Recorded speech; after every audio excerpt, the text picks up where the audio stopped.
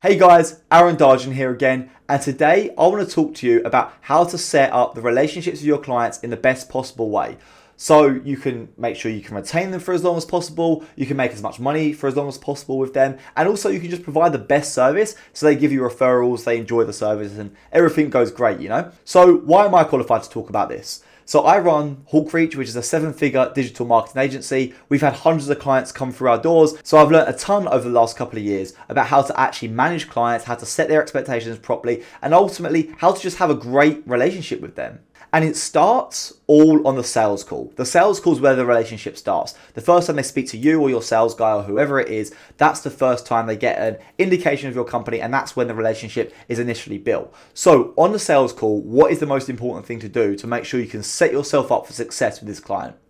The first thing, number one, and everyone says this, right, but no one does it, under promise and over deliver. So I've seen it time and time again where sales guys on calls want to try and get the sale. I get it. They're based on commission. They want more sales. I completely get why they're trying to close the sale. And they should be trying to close the sale, but not at the cost of over-promising. If you over-promise, it's really going to damage the relationship. Let me give you a quick example. Let's say you run a service where you maybe have some sort of guarantee. Let's just take a Facebook ads agency because it's something that I'm used to and something that I think a lot of people can understand. So let's say I'm speaking to a potential client on the phone, and I have a guarantee of my service where we can generate a minimum of a 2 times ROAS. ROAS is return on ad spend. For every dollar they spend on Facebook, I guarantee that we will generate at least $2 in sales for them. It's a pretty good guarantee, and most people would jump for that. However, if on the call, I start talking about how I can generate a 3 times ROAS or a 4 times ROAS or something even higher than that, all of a sudden, if I actually do generate a 2 times ROAS for them when we start working together, they're going to be upset with that. Because I've been talking about a 3 times, 4 times ROAS. Even though a 2 times ROAS is still really good for a new account, most people will get a bit upset by that and they'll be thinking, oh, well, Arin told me it was going to be a 3 times ROAS or a 4 times ROAS. It's because I've overpromised something, right? So never do this, never overpromise. So stick to what you can actually do and what you can actually deliver. And this goes back to a previous video as well about making sure your business provides enough value to the client.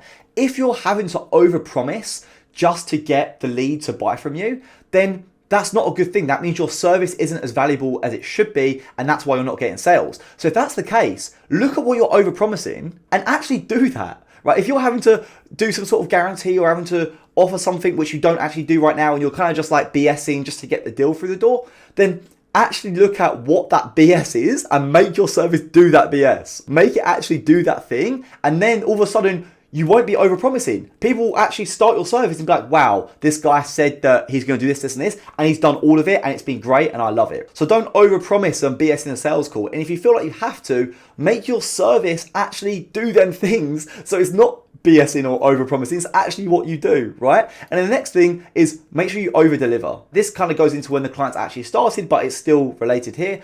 When the client's actually started, it's so much better to tell a client, hey, we're going to generate a 2 times ROAS, but then actually generate a 4 times ROAS. Rather than saying, hey, we can generate a 5 and generating a 4. Because if you start to over deliver as well, then the client's going to be like, wow, this is amazing. This guy said that he can do this, this, and this, but he's actually done this, this, and this and gone completely overboard. Then amazing, that's great. And that's going to lead to referrals, happy customers, and they're going to stay with you for a very long time. The second key thing to make sure the relationship starts on the right foot is during the onboarding, setting clear client boundaries. What does this mean?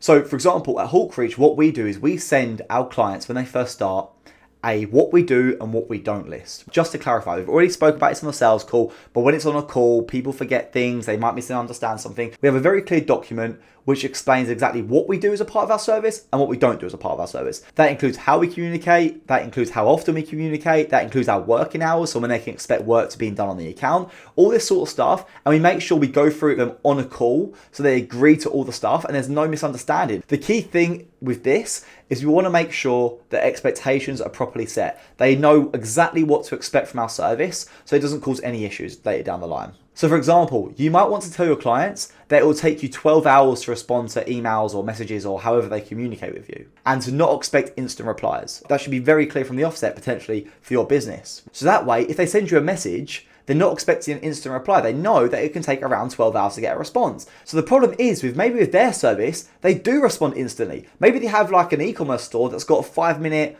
chat where they're guaranteed to speak to all of their customers within 5 minutes. So they think that's how business should be run. They don't understand that your business is run differently because it's your business and you want to run it in a different way. So you have to tell them that from the offset. Otherwise, they'll be sitting there thinking, oh my God, I'd have responded to this guy by now. What the hell? Why is this happening? When if you tell them, hey, look, at the very offset, it takes 12 hours for me to respond, then they understand that. They're like, okay, cool. When they send her a message, they don't expect to hear for another 12 hours. And to be honest, this sort of stuff should also be discussed in the sales call. So it's a part of the under-promising, over-delivering part.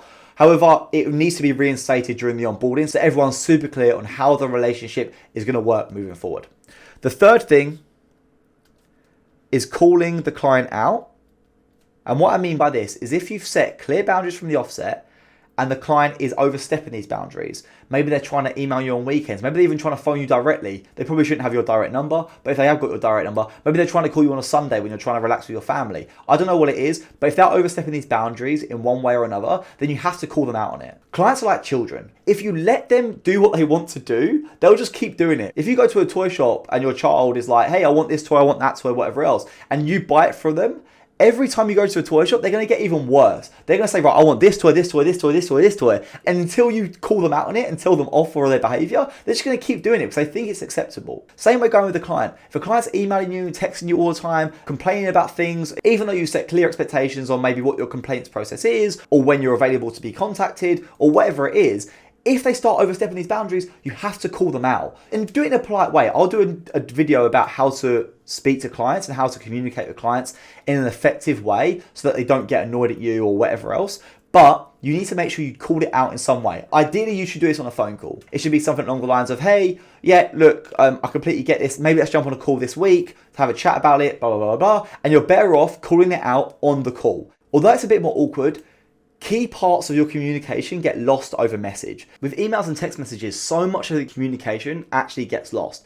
From some numbers I read before, it's something like 7% of communication is actually the words we speak, and the rest of it is vocal and body language. So when you have a call with someone, obviously that's the vocal aspect, and then also if you have your webcam on, you have the body language of it as well. So when you're trying to have these difficult conversations, make sure you've got your webcam on, make sure they can hear you obviously, and that's the best way rather than trying to address it over email or SMS, because again, clients can get really annoyed, they might misunderstand what you're trying to say, they feel like you're telling them off, it can just cause a whole load more problems for you. But the important part is to make sure you call it out in some way. Let them know that their behavior is not acceptable, and in the future, they've got to stop this behavior, otherwise you won't be able to work together anymore. That's the key thing. So if you do all three of these things, you're going to set your relationships up in the right way with all of your new clients. It'll make sure that you can help retain your clients for longer, give them a better service, and therefore get referrals and happy customers and just have a better business in general. If you like this video, please like and subscribe, and I'll see you on the next video. Cheers.